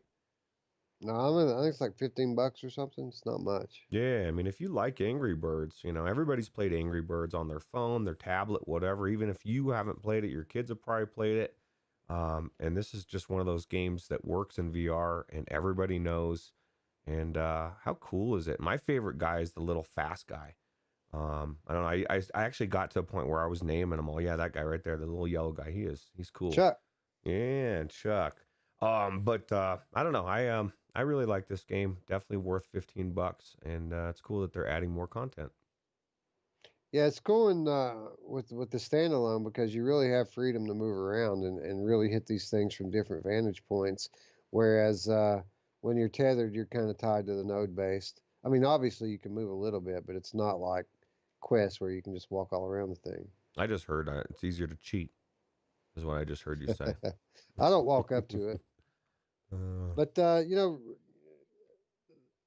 only real issue with the game now, as it stands, is in the early levels. I felt like the game kind of progressed slowly. It starts out very, very basic, and it takes its time and holds your hand for a long time Hmm. before it really starts to get fun.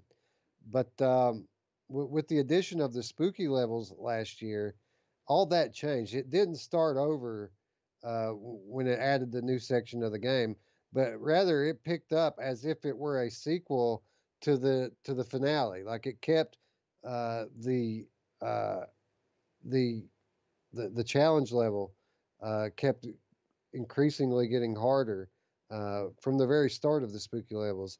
Not only that, but they introduced new mechanics. Like there are new boxes and new items in the spooky levels that we didn't see in the base game, which add a level of complexity to the puzzles that wasn't there before. And and beyond all of that, the scenery way more detailed in the spooky levels and just a lot cooler looking overall. So I'm excited to see Roots if they continue the trend or if it's just more spooky levels. I mean, even if it's just more of what I've just described, that's going to be great. But what I'm really curious to see is it going to get even more complex now? Are there going to be even more new boxes and items, more new scenery?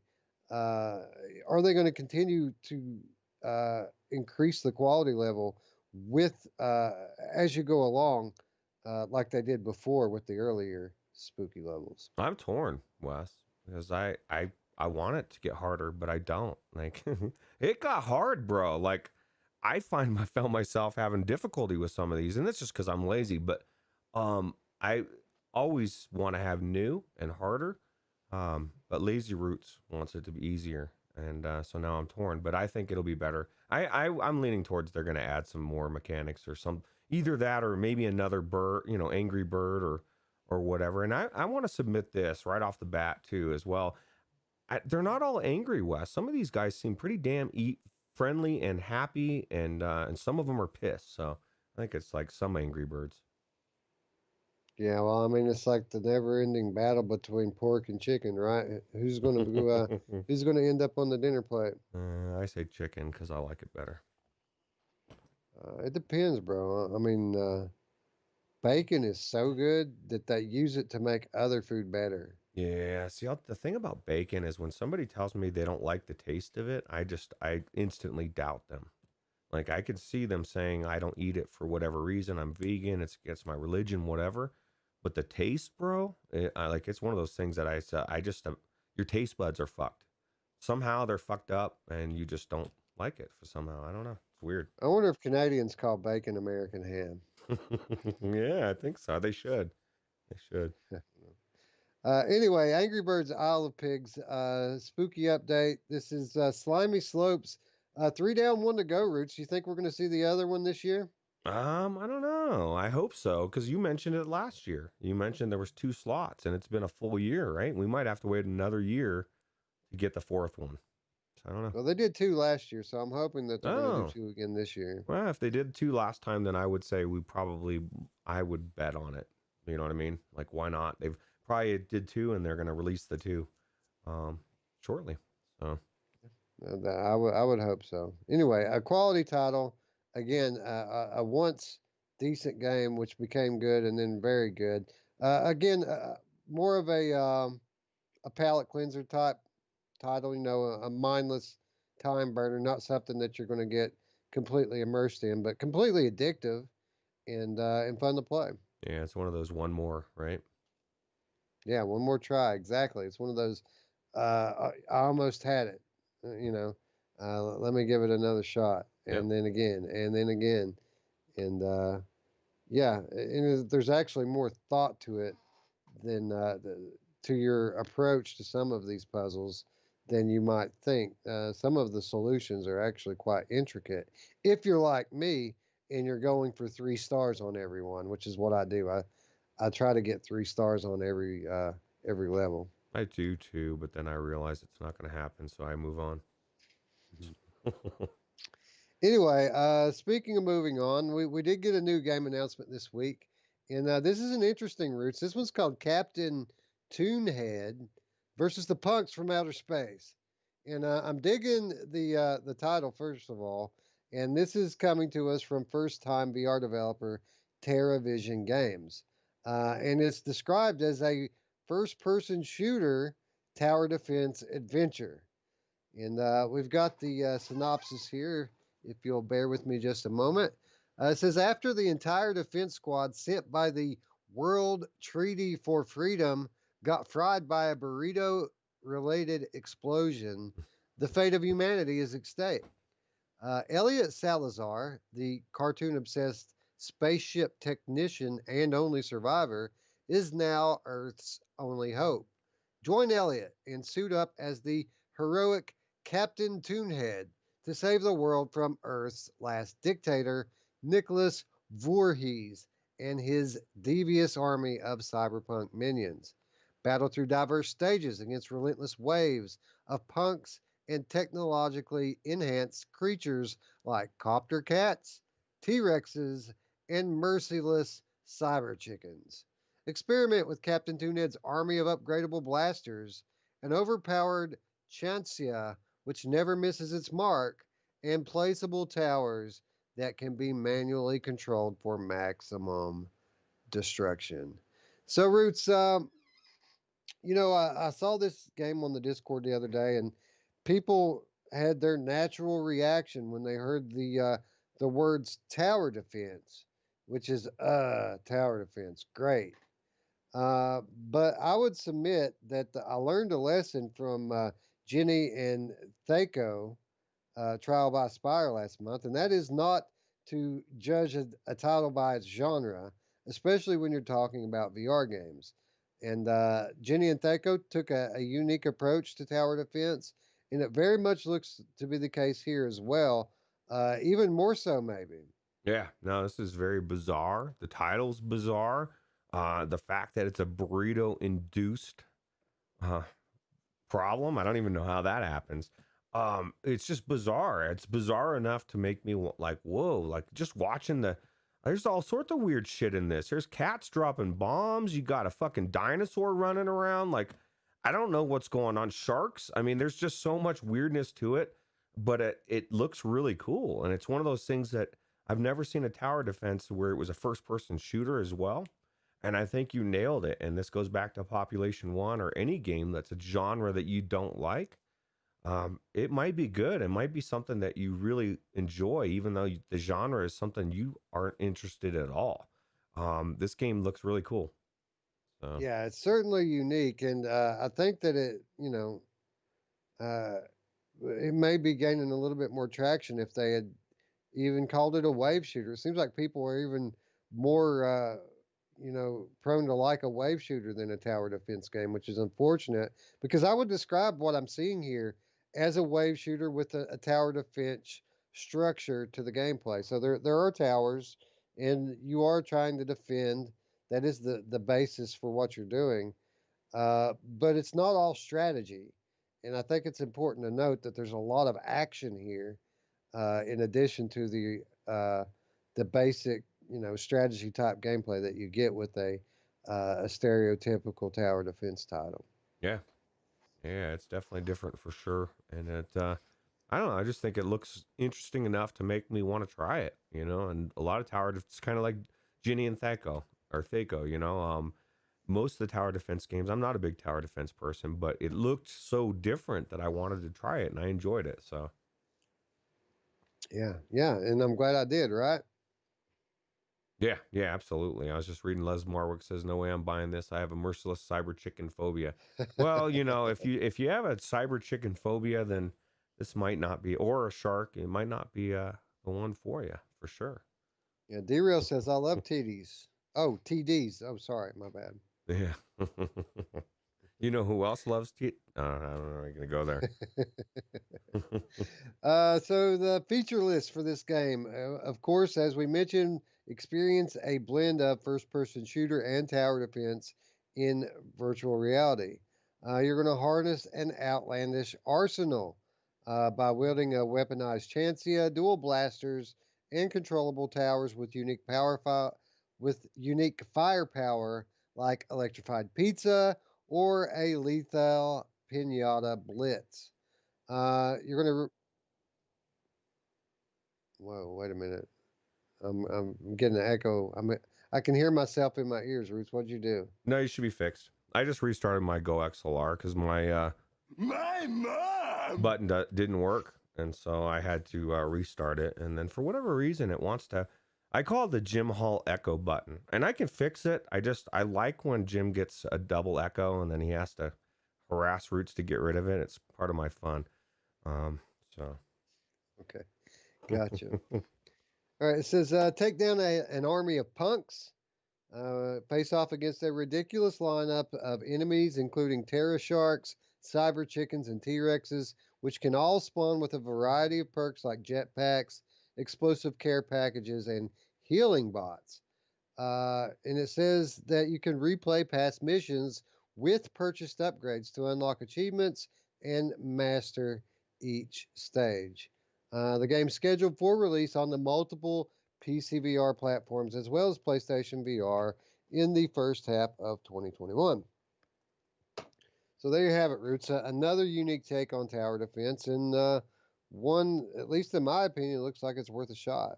Yeah, yeah, I agree. I definitely think it's worth. Now, do we have a price on it at all? I mean, if it's like $60, then it's not worth a shot. I'm pretty sure it's not $60 though. No, Not they yet. have not released the price Okay. yet. Well, hopefully it'll be somewhere reasonable. 1995 or something. But we'll see. We shall see, and we shall let you know when we know, friends. Yep. All right, with this last topic, Roots, I'm just going to say a few words on it because it also happens to be one of the titles that we're going to cover on the Monday show tomorrow. I'm talking about Hello Puppets. Those of you who follow Roots on Twitch got to see a glimpse of him playing this a little bit yesterday. This is an Otherworld. I'm sorry. This game is from Otherworld Interactive, and it is a horror comedy game that launched for Oculus Rift last year. But now this creepy title has expanded to Steam just in time for Halloween. So I'm not going to go through the whole synopsis of this game again. We have covered this game before. It's a really cool premise for a game as you're visiting basically the scene of a disaster. What used to be a children's show where a big fire had broken out and a lot of people died, but the puppets still haunt the place, and one of them is actually on your hand. So the whole hook with this game is that your hand, one of your hands, is actually a character in the game other than you, like another character. So even though it's a horror game, there's a lot of comedy involved, um, and it's mostly puzzling gameplay. And there's a puppet mode where you actually can see through the point of view of the puppet on your hand, which actually helps you kind of gain a new perspective when Hmm. you're trying to solve these puzzles. So anyway, this game now available on Steam. But as I said, we're going to be covering and talking about this game on the Monday show tomorrow. And for those of you interested in it, we're going to be giving away a few copies, and we're going to tell you tomorrow how you can enter the giveaway to to win a Steam copy of Hello Puppets. Roots, you've mentioned many times that you were looking forward to checking this one out, and without saying too much and going through tomorrow's show today, is it at all living up to your expectations? Yeah, it's definitely a puzzler. For sure. If you don't like puzzle games, you might not like this game. And it's definitely, the premise is cool. Like you kind of alluded to a little bit, and I won't go too much detail, but the puppets actually um possess you, or the whole design is they're going to they take control of you, but for whatever reason it didn't work this time. And so you're in a conundrum, both of you, the puppet and you, because if she doesn't pass, or whoever you pick, I picked that girl right there, doesn't pass the test, they're going to kill her. And she's on her last strike.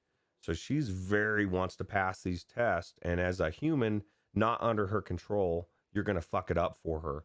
And so that's where a lot of the banter comes. And it's actually, it's very entertaining. The puppet, as far as like you said, it's the character having it intertwined and be a part of you. And I did not know about this puppet uh, perspective, so I'm gonna have to check that out before tomorrow. Yeah, and also the puppet that's on your hand, the character that's attached to your arm, remembers your interaction. So depending on what she thinks of you, she'll react differently to you as the game goes on. Yeah, yeah. And PD said that he hopes that it gets rid of the progress breaking bugs. I don't know what kind of progress breaking bugs there are, but I guess we'll find out. Hopefully, they did take care of that.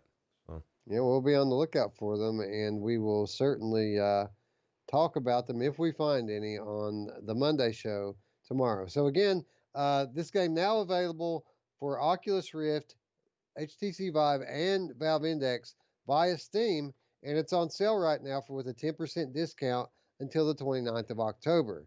But again, tune in tomorrow to see how you could win a copy absolutely free of charge. Yeah, what a perfect Halloween game, right? Yeah, I mean, yeah, exactly. You know, I'm always looking for new horror titles to play. So this one couldn't come at a better time with it being Halloween, and between this and the stuff that hit Viveport over the last couple of weeks, I think I'm all set, dude. Yeah, there's been a lot of stuff that hit Viveport. It's crazy. So, with that said, I'm going to go ahead, in the interest of time here, and skip straight to free stuff and killer deals. Many of the things on here are actually stuff from last week. The sales are pretty much identical to what they were last week. Only thing really being different is Epic Game Store and Viport. So, really quickly, I'm going to run down here. Of course, we always start with our PS Plus reminder. The titles for October are Need for Speed Payback and Vampire. So if you haven't already claimed those titles, be sure to do so. For those of you who haven't subscribed to PS Plus yet, or maybe just want to re up for another year, you can now buy a year of PlayStation Plus for half price on cdkeys.com. $32, which is the cheapest by far that I've ever seen it. And I can confirm for you that this indeed is a reputable site and the keys do work. I added 2 years to Wow. each one of my PlayStation accounts because, again, this is the cheapest I've ever seen PS Plus. So, I mean, $32 for a year is it's kind of Yeah, nuts. that's crazy, man. It's crazy you can buy so many years in advance and it tells you how invested you are in the platform. You ain't going anywhere. Yeah, well, we're good for a couple of years. I thought about buying even more of it, but I refrained because you never know what could happen. They could change the terms and of what PS Plus actually is at any time. But if it continues to be what it has been, $32 per year is a steal Yeah. for it. Especially the games that you get alone every month. So that's 24 games, and I'm sure some of them will be ones you play. So Right. And I think that I'm hoping at some point that they integrate PlayStation VR into the free monthly games the same way they used to do Vita or PS3. They should give us a PSVR game every month. Uh, I mean, there's enough old titles now that people aren't buying anymore anyway, that they could really help people to expand their VR catalog. mm.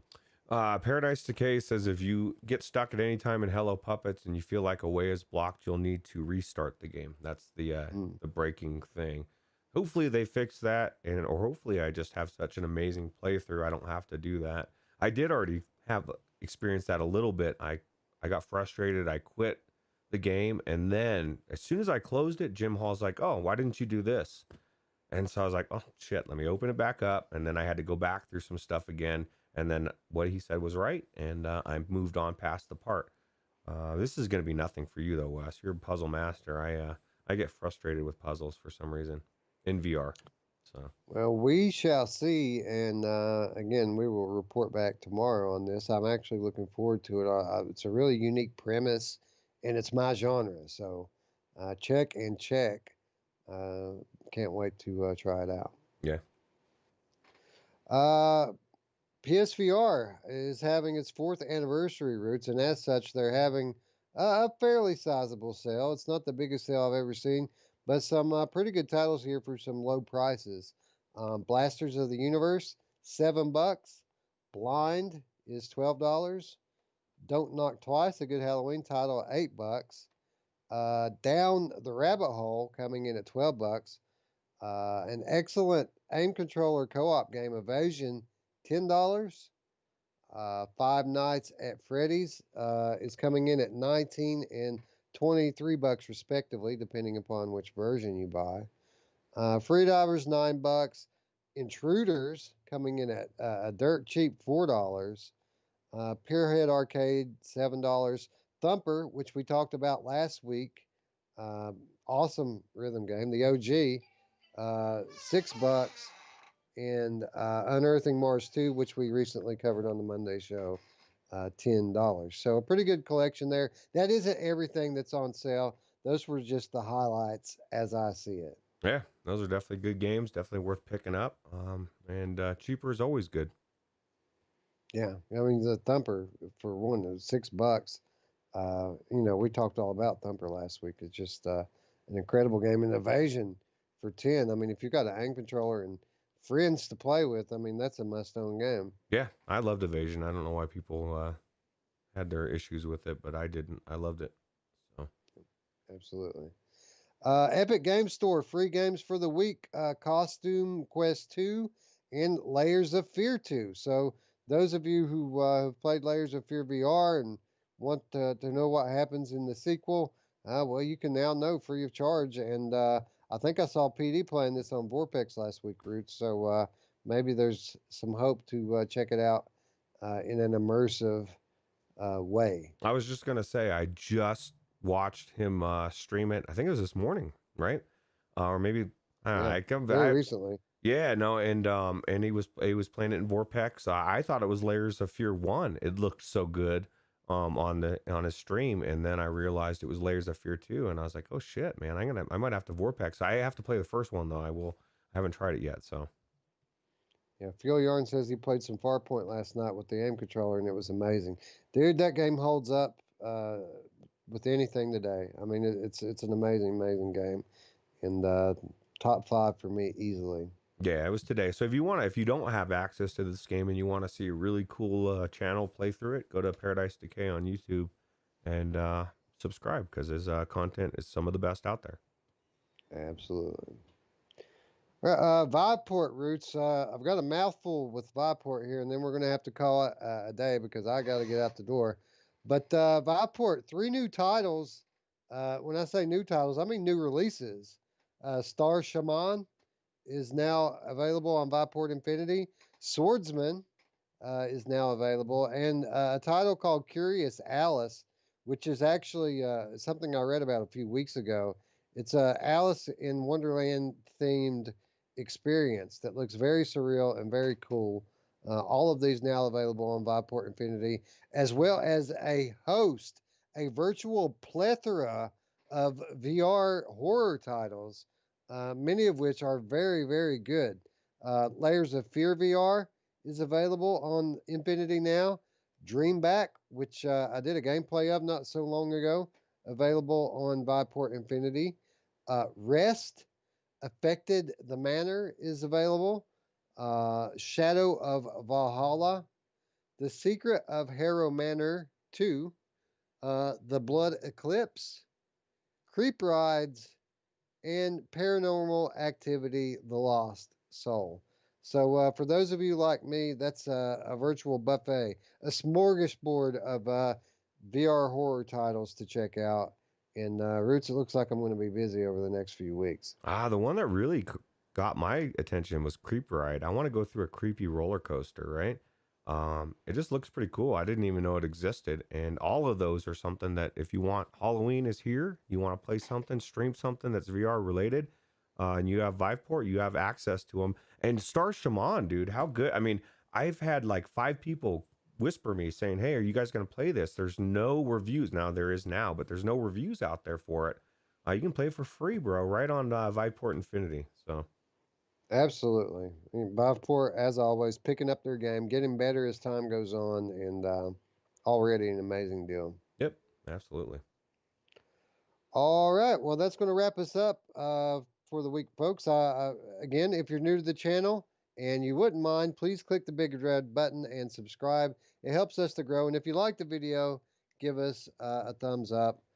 These things, we really appreciate them. Give us them clicks. Give us them clicks. Click it. For those Hmm. for those of you who have been with us a bit longer and would like to do a little something more to help support our channel, of course, you can support us on Patreon, where for as little as $3 per month, you can gain access to our weekly show notes, as well as the always awesome money show. And we did it, Roots. We actually got a money show out this past week, and I think I want to try to do another one this week, Yeah. just to try to make up for some lost time. Absolutely. And people, don't forget, I know we said at the beginning of the show, but Wes and I are going to be on the VR Link podcast on Wednesday, right? What, noon Eastern, I think, or somewhere around there. He does it every. Is that a weekly show? I think. Um, so It's around yeah, it's weekly on Wednesday. I think it's around 1:30 Eastern time, so it'll be around noon, 11:30 to noon your time. okay, cool. Yeah. Yeah. So So yeah, look for it. We're gonna be on there. I'm excited to not only get to be talking to Gamertag. I've never actually talked to him face to face, but I get to meet BMF. I've never met him as well. His channel's successful, and I'm excited. I'm excited to talk about whatever they have on the plate. So yeah, man. I'm really looking forward to this, Roots, because we can sit on here and talk about VR for days, but it's going to be cool not only to talk to two such knowledgeable and cool guys such as GT and Matt, but it's going to be nice to just come and sit in the chair and talk for a change rather than trying to run a show and put on some big production. We finally get the chance to let someone else do that, and we get to just come in and talk about the games and hardware that we love. especially you, because usually you've got so much shit going on, all these topics you got to research and do all that work, which I was telling you thank you this morning for. It'll be nice change for you to just show up and just talk about VR for once, right? Absolutely, and again, big thanks to GT for having us on, and again, a huge congratulations on 20K, which is quite an achievement and well deserved. Yeah, Gamertag VR. If you haven't seen it on YouTube, is one of the best VR channels on YouTube, in my opinion, anyway. Link in the description, by the way. Yep. The VR link. The VR link is in the description. Yeah, and check us out. We'll be there Wednesday. So Anyway, I got to hit the door. If you guys are not quite ready for this conversation to end, there's an invitation in our description to our Discord. You can join us there. The conversation goes nonstop, 24/7. So hit us up in there. We can keep talking about these games, any other games that you might want our opinions on, or just life matters. You want to know what to get your girlfriend for her birthday? Come and hit us up on the Discord. We'll let you know what we think. Of course, we're yeah, going to say Oculus Quest 2, right? yeah, absolutely. And somebody just made Les Marwick made a point. Hope they get your lip synced. Maybe Gamertag will be the one that fixes it for us. He fixes it on his OBS, and then he says, "Hey, Roots, this is what you need to do."